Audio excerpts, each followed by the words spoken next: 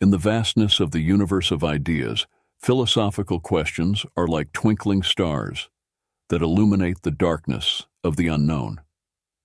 Amidst this intellectual spectacle, C.S. Lewis's 37 phrases emerge as constellations of insight and inquiry, inviting us to explore the deepest mysteries of human existence. These brief yet impactful words serve as portals to a journey of reflection and discovery. What do these phrases reveal about the nature of truth, morality, and life itself? How do they challenge us to rethink our own conceptions and delve into the depths of human thought? In this analysis, we will unravel the power of these C.S. Lewis phrases and explore the universal truths they reveal. 1.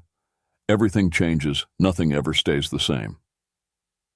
C.S. Lewis's quote addresses a fascinating and often paradoxical aspect of human experience: the nature of time and our perception of change. The first part of the statement, "Everything changes, nothing remains the same," reflects a fundamental truth in many aspects of life and the universe. From the laws of physics, which show that the universe is in a constant state of change and evolution, to transformations in society, technology, and our personal lives, change is a constant. The second part of the quote, "Isn't it funny how day by day nothing changes, but when you look back everything is different," speaks to how we perceive time and change in the short and long term. In day-to-day life, changes may seem insignificant or imperceptible because we are immersed in our routines, and the small daily variations do not seem to significantly alter the course of our lives. 2. There are far, far better things ahead than the ones you leave behind. This phrase by C.S. Lewis is an invitation to optimism and hope, encouraging us to look to the future with a positive perspective. The central idea is that, regardless of the losses or challenges we face, the future holds possibilities and joys that surpass what has been left behind. This thought can be particularly comforting in times of transition or loss, reminding us that closing one chapter in our lives makes room for the beginning of another, potentially more rewarding and enriching one. Lewis, with this statement, also touches on the transitory nature of life and the importance of not clinging excessively to the past or material things. Excessive attachment to what has been can prevent us from fully embracing new opportunities and experiences. The idea that the best is yet to come serves as a reminder to keep our minds and hearts open to the infinite possibilities the future holds. 3. Nothing in life ours to keep. This idea can be interpreted in various ways. In a material sense, it suggests that generosity and the act of sharing with others can enrich our own life experience, providing a sense of satisfaction and purpose that simple accumulation of material goods cannot offer. On a deeper level, it can be argued that only through generosity and altruism can we truly experience the richness of life, as it is in giving that we receive. Furthermore, Lewis may be touching on a broader spiritual or philosophical truth, where true freedom and fulfillment come from transcending selfishness and excessive attachment to worldly things. By opening ourselves to others and connecting to something greater than ourselves, we can find a sense of possession and belonging that is deeper and more enduring. 4. Give up yourself, and you will find your real self. This concept, often explored in spiritual and philosophical contexts, suggests that the true essence of who we are can only be found when we abandon the ego, superficial desires, and pretensions. Lewis is encouraging us to look beyond the layers of identity constructed by society, expectations, and our own ego. By giving up yourself, he refers to the act of setting aside these superficial layers to discover the true self that resides on a deeper level. This implies a process of detachment from material desires, selfish ambitions, and the relentless pursuit of external approval in order to connect with more authentic and enduring values. 5. Don't doubt your value. Don't run from who you are. Lewis suggests that our existence and essence have immense value simply because we are divine creations, regardless of how we compare ourselves to others or the ideals we may hold. This perspective invites us to recognize and value our own uniqueness and the unique contribution we can offer to the world. Furthermore, by stating, "Don't run from who you are," Lewis is encouraging us to confront and embrace our true nature, with all its imperfections and beauties. He suggests that authenticity and self-acceptance are essential for living a full and meaningful life. This acceptance is not just about recognizing our qualities, but also embracing our flaws and limitations, understanding that they are part of what makes us unique. 6. If you find in yourself desires which nothing in this world can satisfy, the only logical explanation is that you were made for another world. Lewis addresses the sensation, often experienced by many, that there is a kind of emptiness or longing within us that worldly joys and satisfactions cannot completely fill.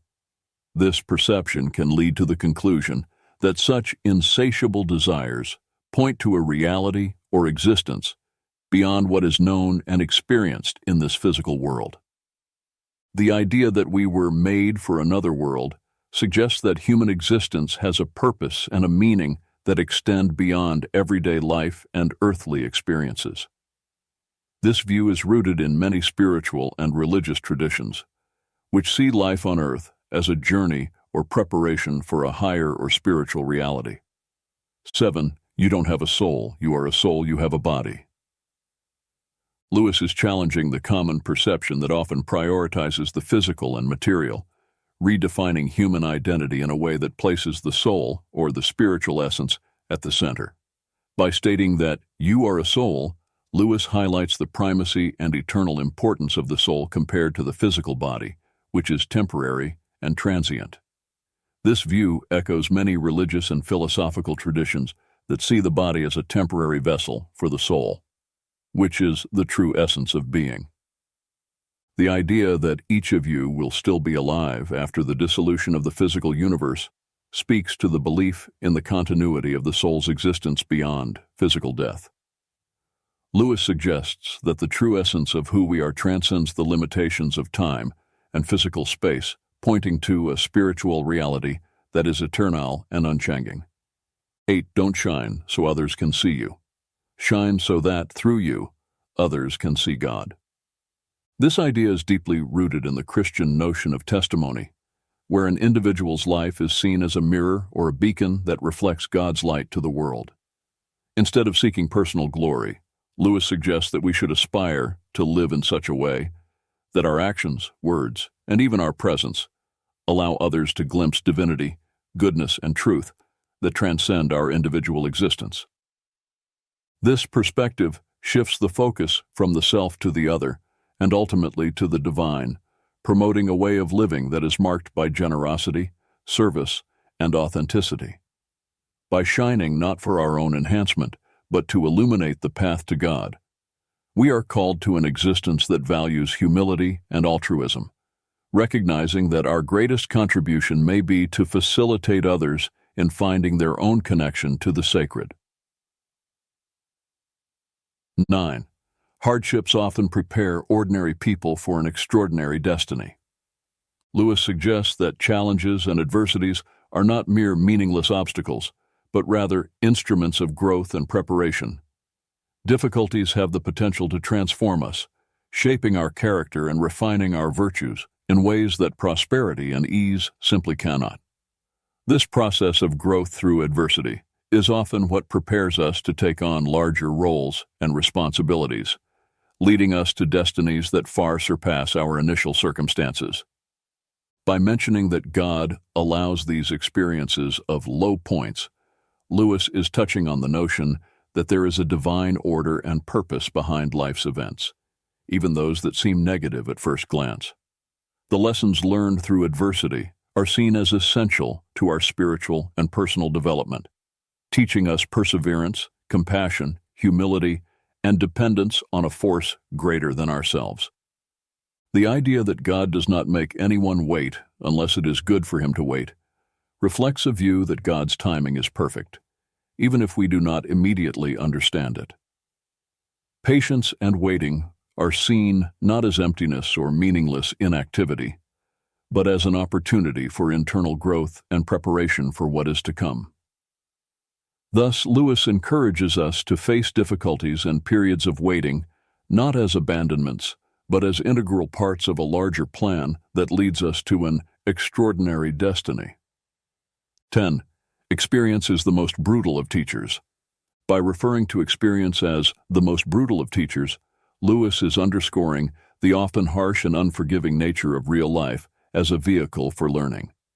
Unlike theoretical or academic learning, experience educates us through successes, and more often through failures, losses, and challenges. These moments can be painful and difficult to endure, but they are also incredibly potent in forging character, resilience, and wisdom. The second part of the phrase, "but you learn, my God, do you learn," emphasizes the effectiveness of this type of learning. Despite its brutality, or perhaps because of it, the lessons learned through experience tend to be deeply internalized. The direct experience of consequences, whether positive or negative, engraves knowledge in a way that passive instruction rarely achieves. 11. Repeated failures are fingerposts on the road to achievement. In describing failures as fingerposts, Lewis suggests that each failure serves as a lesson and a guide, pointing towards adjustments and changes necessary in our approaches, strategies, or even in our understanding. These posts illuminate the way, offering critical insights that help us navigate the path towards our goals. The idea of failing forward is particularly powerful. It implies that each failure, instead of pushing us backward, actually propels us forward, bringing us closer to success. This is because we learn, adapt, and grow through our experiences of failure. This concept encourages a mindset of resilience and persistence, where obstacles are seen as opportunities for development and improvement. 12. You are never too old to set another goal or to dream a new dream. Lewis challenges the notion that age is a barrier to aspirations, goals, and dreams. He emphasizes the infinite capacity of the human being to reinvent oneself and pursue new directions, regardless of where one stands in their life journey. This idea is an invitation to reject self-imposed limitations and social expectations that often accompany aging. Instead of viewing old age as a time to slow down or give up on new endeavors, Lewis suggests that there is always room for new beginnings and possibilities. This can be particularly inspiring for those who may feel they have missed opportunities or that it is too late to pursue passions or interests that have been set aside. Essentially, Lewis reminds us that the ability to dream and aspire knows no age limits. This message serves as an encouragement to continue seeking growth, fulfillment, and joy in all stages of our lives, embracing the ongoing journey of discovery and renewal. 13. Don't let your happiness depend on something you may lose. This brings forth a profound reflection on the nature of happiness and the importance of grounding it in aspects of life that are enduring and intrinsic, rather than external and transient. This idea encourages us to reconsider the sources of our joy and satisfaction, warning against basing our happiness on elements that are outside of our control and can easily be altered or lost, such as material possessions, social status, or even specific relationships. By highlighting the volatility of many of the things we value, Lewis suggests the pursuit of a more authentic and resilient happiness, one that is not shaken by the inevitable changes and challenges of life. This may involve cultivating internal virtues such as peace of mind, gratitude, self-love, and spirituality, which are less susceptible to external circumstances. 14. This world is a great sculptor's shop. It is a rich metaphor reflecting on the process of personal growth and transformation within the context of human existence. Comparing the world to a sculptor's workshop, Lewis suggests that life experiences, with their challenges and opportunities, act as the tools and techniques used by a sculptor to shape and define their creations. In this analogy, we humans are like unfinished statues, constantly being formed and refined by the hands of the sculptor, a metaphor for life's forces, circumstances, interactions with other people, and possibly a divine influence or destiny. Each experience carves our character, molds our values, and affects our life trajectory, contributing to the ongoing process of becoming who we are meant to be. The rumor that some statues will come to life can be interpreted as an allusion to the idea of reaching a state of awakening or spiritual enlightenment, where one becomes fully aware of their purpose, their essential nature, and their connection to something greater than themselves. This can also be seen as a moment of personal fulfillment, where a person transcends previous limitations and emerges more alive, authentic, and fully realized. 15. We are mirrors whose brightness, if we are bright, is wholly derived from the sun that shines upon us. Comparing ourselves to mirrors suggests that our value and brightness are not inherent, but reflected from a larger external source, in this case, symbolized by the sun. This source can be interpreted in various ways, including love, truth, beauty, or in a spiritual context, the divine. The idea that our brightness is wholly derived from this external source reminds us of our dependence and connection to something beyond ourselves to find meaning, purpose, and light in our lives. The second part of Lewis's reflection about the importance of keeping the self clean and bright to have a clear view of God reinforces the idea that our ability to perceive and reflect truth and beauty is affected by the state of our inner being.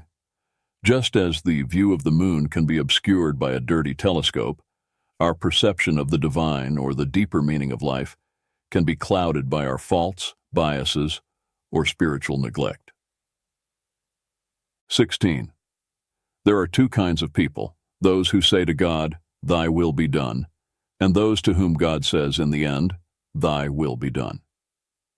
Lewis delineates a fundamental division between those who choose to submit to divine will and those who insist on following their own path, regardless of divine guidance. By saying, "Thy will be done," an individual expresses a willingness to align with God's purposes and plans, placing God's wisdom and authority above their own preferences and desires. This voluntary submission is seen as an act of faith and trust in God's goodness and sovereignty.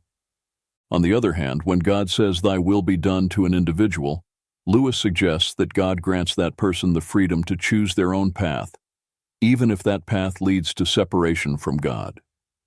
This is an expression of divine justice and respect for human freedom, allowing the natural consequences of a person's choices to unfold. 17. C.S. Lewis's reflection. I have no duty to be anyone's friend, and no man in the world has a duty to be mine. No claims, no shadow of necessity. Friendship is unnecessary, like philosophy, like art, like the universe itself, for God did not need to create. It has no survival value. Rather, it is one of those things which give value to survival, addresses the nature and value of friendship in a deeply contemplative manner. Lewis is highlighting that friendship, unlike basic needs such as food and shelter, is not essential for our physical survival. However, he argues that it is precisely this unnecessariness that elevates friendship, philosophy, art, and the universe to something that transcends mere functionality or utility. Friendship is valued not for its usefulness, but for its ability to enrich the human experience, adding a layer of meaning, joy, and depth to life that goes beyond mere survival. By stating that there is no duty in friendship, Lewis also suggests that true relationships should not be based on obligations or expectations, but rather on a free and mutual choice to share life, thoughts, and moments. This underscores authenticity and voluntariness as essential aspects of meaningful friendships. The comparison with God's creation of the universe serves to illustrate the idea that the intrinsic value of something may lie in its beauty, complexity, and ability to inspire, rather than in its functional necessity. Thus, Lewis leads us to appreciate friendship and, by extension, art, philosophy, and the universe as gifts that enrich our existence, making life not only bearable, but deeply valuable. 18. You will never make a good impression on other people until you stop thinking about what sort of impression you are making. Lewis suggests that conscious effort to shape how we are seen often has the opposite effect, leading to a perception of inauthenticity or excessive effort. This reflection encourages us to adopt a more genuine and less calculated approach in social interactions. When concern about the impression we are making is replaced by authenticity and being present in the moment, we are more likely to truly connect with others. This is because authenticity promotes an openness and vulnerability that are essential for meaningful human relationships. Additionally, excessive concern about image can distract us from listening and engaging meaningfully with others, as we are more focused on how we are being perceived than on the interaction itself. By releasing the need to control others' perception, we make space to be ourselves, which is often more attractive and impressive than any carefully constructed persona. 19. To love at all is to be vulnerable. Lewis highlights that the act of loving inherently involves the risk of pain and loss because opening the heart to others, whether to people, animals, or even passions, exposes us to the possibility of being hurt. However, he argues that the only way to completely avoid this pain, by isolating oneself and protecting the heart from any emotional involvement, comes at a much higher cost. By doing so, the heart, while safe from pain, also becomes isolated from any form of true love and consequently from one of the most enriching experiences of human life. The paradox presented by Lewis is that in attempting to shield the heart from any harm by making it unbreakable and impenetrable, we actually render it unredeemable. This suggests that a heart never exposed to the risk of love loses its ability to love and be loved, becoming hardened and insensitive. 20. What draws people to be friends is that they see the same truth. Highlights the importance of intellectual and spiritual connections in forming deep and meaningful friendships. Lewis suggests that at the core of true friendships, there is a mutual recognition and appreciation of certain values, ideas, or fundamental truths that transcend superficial circumstances or passing interests. This view underscores that friendships are not merely based on convenience, physical attraction, or social circumstances, but on a deeper connection that involves the discovery and acknowledgement of a shared truth. This truth can refer to a common understanding of life, moral principles, a shared passion for certain subjects, or even a similar worldview. The act of sharing this truth implies not only recognizing it, but also experiencing and exploring it together, which can provide a solid foundation for the development of a lasting friendship.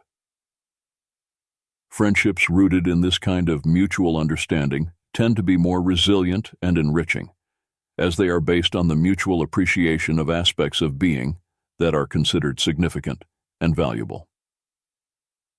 21.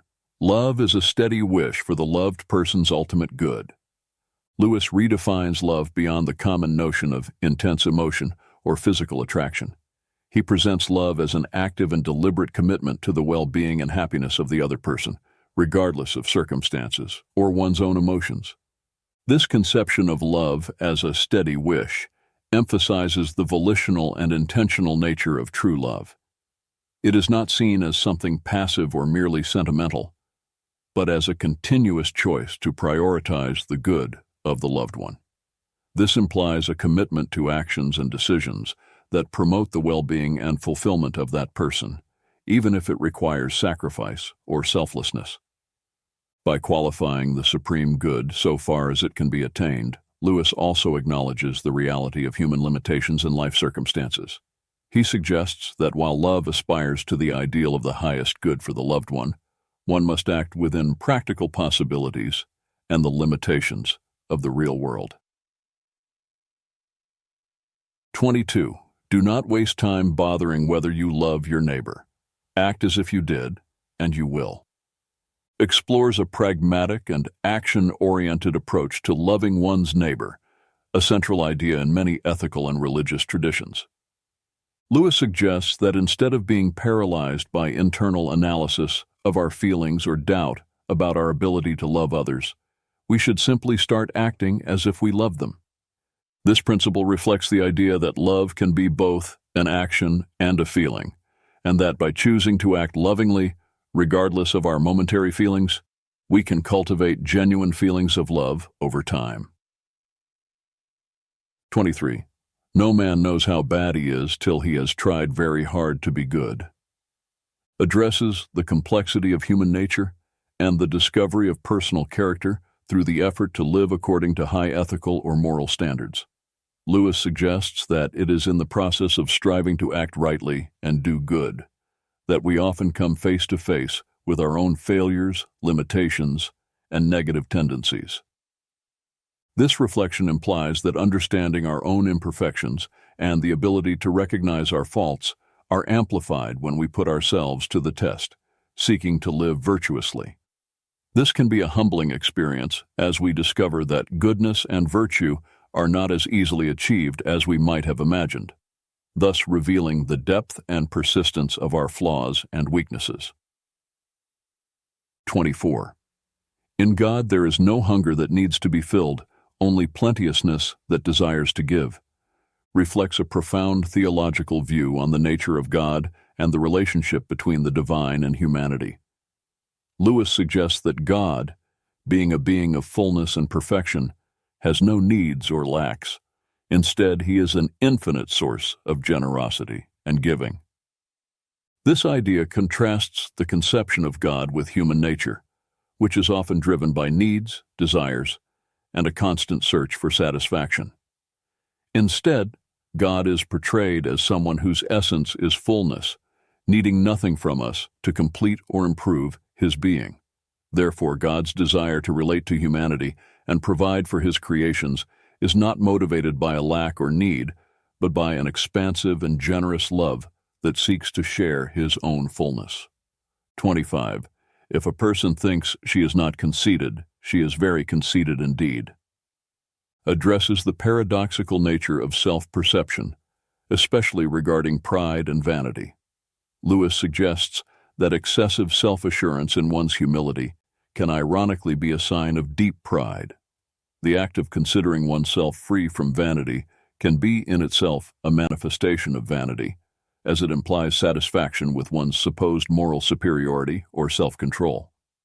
This observation points to the complexity of human nature and the difficulty of achieving true humility, which is not based on denial of one's own faults, but on sincere recognition of them. True humility involves honest self-assessment and a willingness to accept that, as human beings, we are all fallible and susceptible to error and pride. 26. Pride is spiritual cancer. C.S. Lewis's view of pride as a spiritual cancer highlights the destructive nature of this vice in a person's spiritual and relational life. By describing pride in this way, Lewis suggests that it corrupts and consumes the ability to love, find satisfaction, and even exercise good judgment. Pride is presented not just as a minor character flaw, but as a corrosive force that can destroy the most fundamental aspects of human and spiritual well-being. The second quote expands on this idea, explaining how pride obstructs knowledge of God. Lewis illustrates this with the image of a proud person who is always looking down, both literally and metaphorically, judging others and circumstances from a position of supposed superiority. This posture of looking down symbolizes a self-imposed barrier that blocks sight and openness to higher realities, including the spiritual. Therefore, as long as one is stuck in this attitude of pride, they will be unable to perceive or connect with God, who is above in the spiritual sense. Both quotes emphasize the idea that pride not only negatively affects interpersonal relationships and self-image, but also constitutes a significant obstacle to spiritual growth and perception of realities beyond the self. Lewis invites us to recognize pride as a serious impediment to love, genuine happiness, and wisdom, encouraging a constant pursuit of humility as a path to spiritual health and true knowledge. 27. Only the pure in heart want to see God. This quote distills a profound truth about the nature of spiritual longing and the necessary condition for genuine seeking of God. Lewis suggests that purity of heart is not only a quality that makes someone fit to encounter God, but also the very characteristic that awakens the desire to seek Him. Purity of heart can be understood as a cleansing of intentions, an absence of falsehood or duplicity, and a sincerity in the pursuit of truth and good. This purity involves an orientation of the being toward what is genuine and good, free from the distortions of selfishness, pride, and disordered passions that can obscure spiritual vision and deflect the quest for truth. By stating that only the pure in heart desire to see God, Lewis is highlighting the idea that the desire to know and draw near to the divine requires a certain inner disposition characterized by purity and sincerity.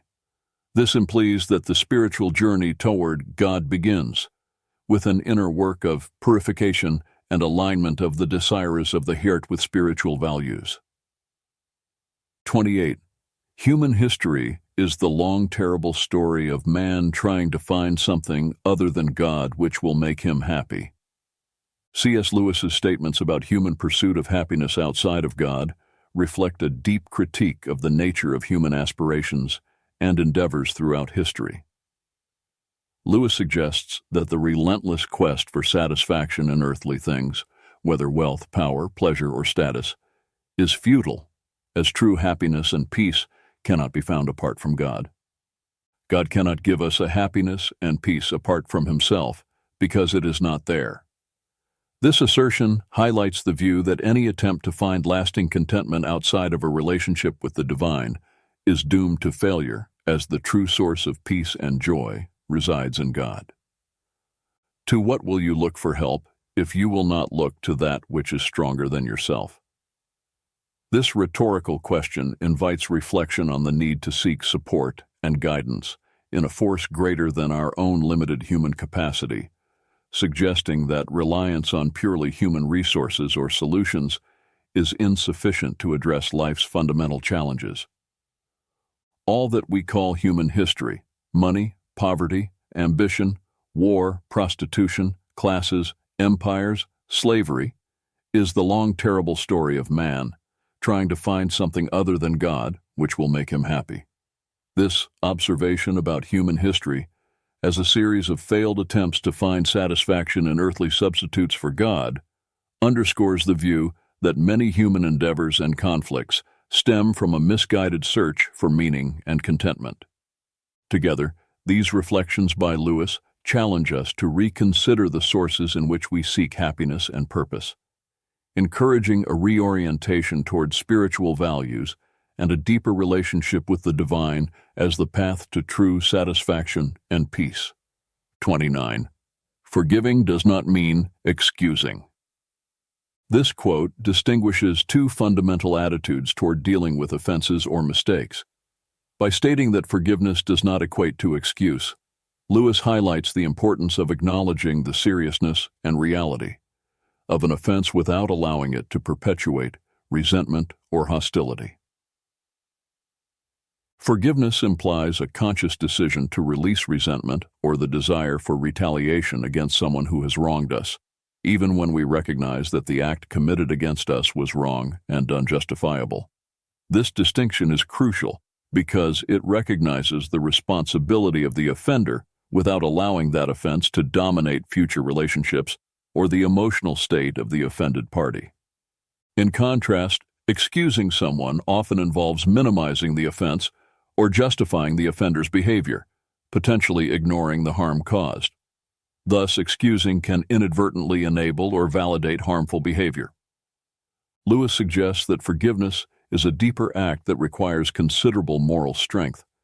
It involves choosing to respond to wrongdoing with a kind of mercy that does not deny the injustice of the act, but chooses not to define oneself or be consummated by it. This approach to forgiveness allows for healing and reconciliation while maintaining moral integrity by acknowledging the gravity of the wrong.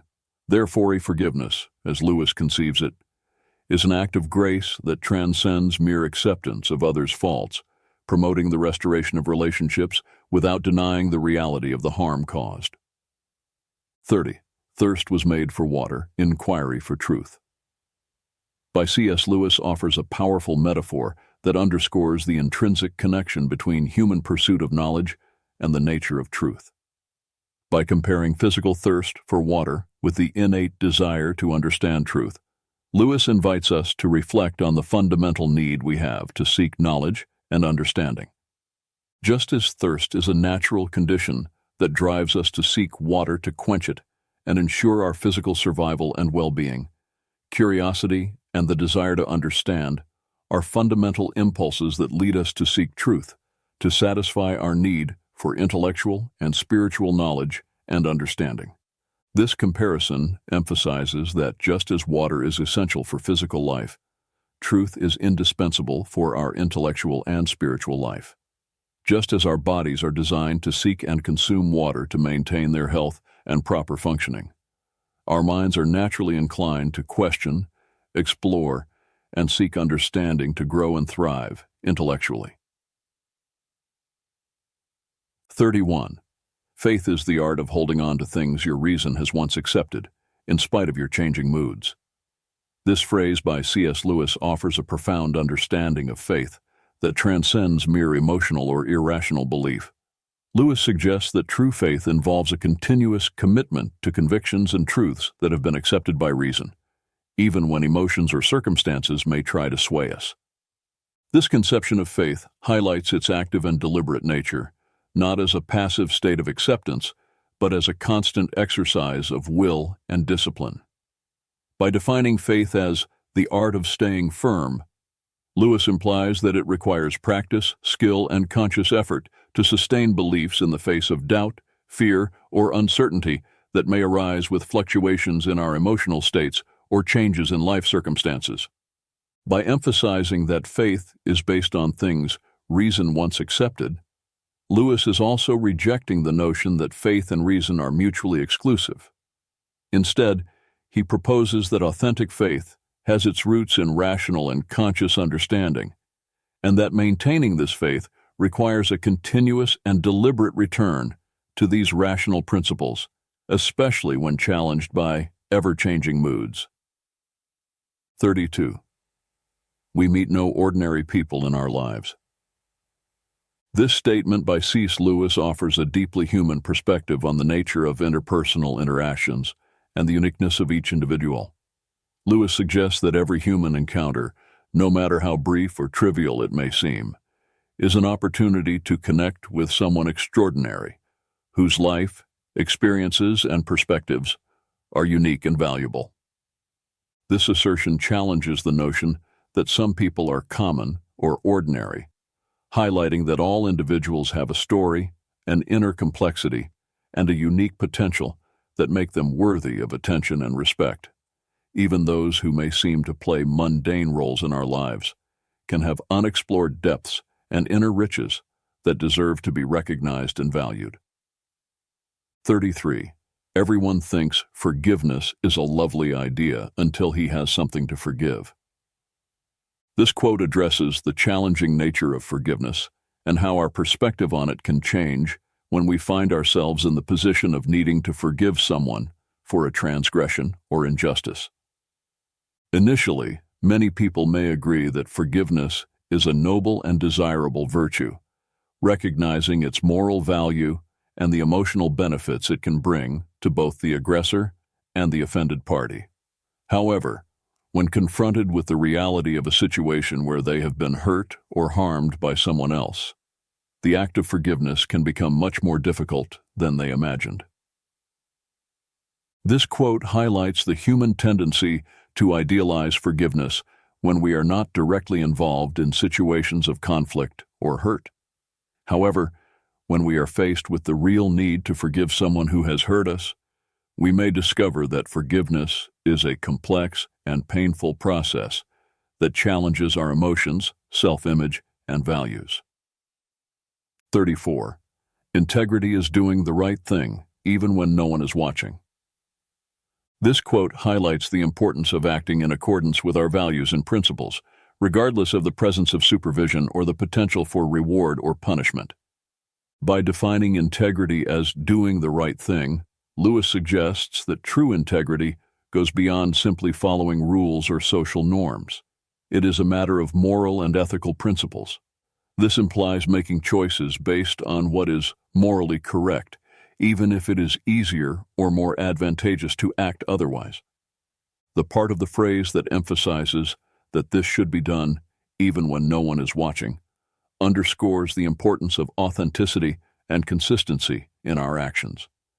This means that integrity is not something we display only to impress others or avoid negative consequences. It is a quality that is inherently valuable and shapes our conduct in all aspects of life.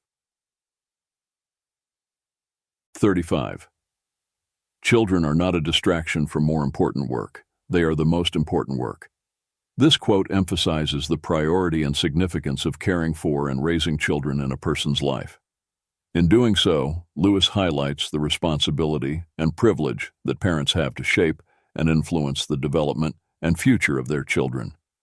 This statement challenges the common notion that caring for children is merely a secondary part or an obligation that competes with other activities considered more important or meaningful. Instead, Lewis argues that children are not a distraction, but rather the central focus and primary responsibility of any adult who takes on the role of a father or mother.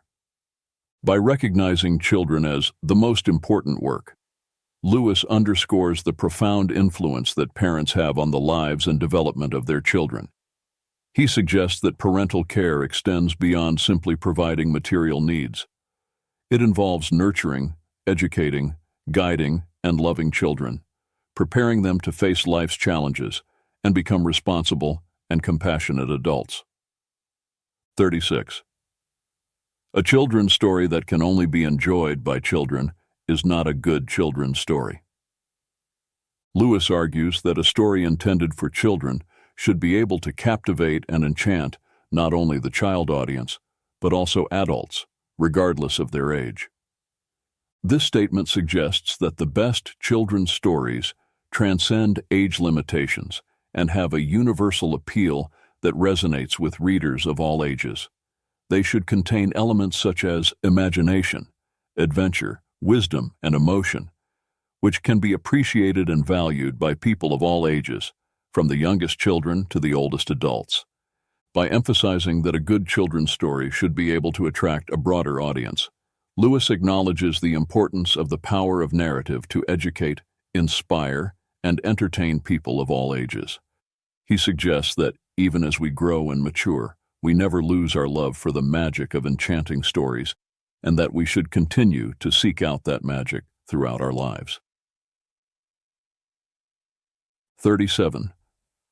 True humility is not thinking less of yourself, it's thinking of yourself less.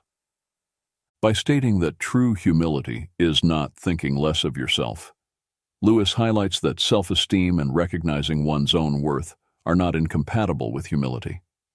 On the contrary, genuine humility involves a balanced view of oneself, free from arrogance or pride, but also free from self-deprecation or underestimation. The second part of the phrase, "it's thinking of yourself less," points to the essence of true humility.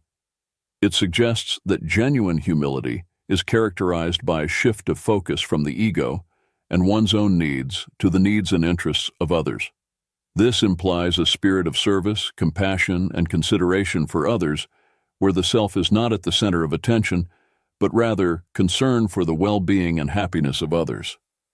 This quote challenges the common notion that humility is linked to self-denial or lack of self-esteem. Instead, Lewis argues that true humility is rooted in a balanced view of oneself, combined with a sincere willingness to put others first. As 37 quotes by C.S. Lewis offer a rich and multifaceted tapestry of wisdom and insight into various aspects of human life, faith, morality, and the human condition. Together, these quotations form a comprehensive panorama that invites deep reflection and personal introspection. A conclusion we can draw from these quotes is the importance of seeking truth, authenticity, and integrity in our lives. Lewis reminds us that true wisdom lies in the ability to look beyond superficial appearances and delve into the essence of things, cultivating a deeper understanding of the world and ourselves. Moreover, the quotes highlight the importance of empathy, compassion, and love for others, as well as the need to cultivate virtues such as humility, forgiveness, and gratitude in our daily lives. They challenge us to grow, to learn, and to evolve as individuals, constantly striving for moral and spiritual excellence. Another recurring theme in these quotes is the idea that true happiness and fulfillment are not found in material achievements or external successes, but rather in connection with the divine, in cultivating meaningful relationships and in serving others. Ultimately, C.S. Lewis's words remind us that the journey of life is a continuous search for meaning, purpose, and transcendence. They encourage us to embrace the challenges, to embrace the journey of life with courage and determination, and to constantly seek truth, goodness, and beauty in the world around us. Around us. Around us. Around us. Around us. Around us.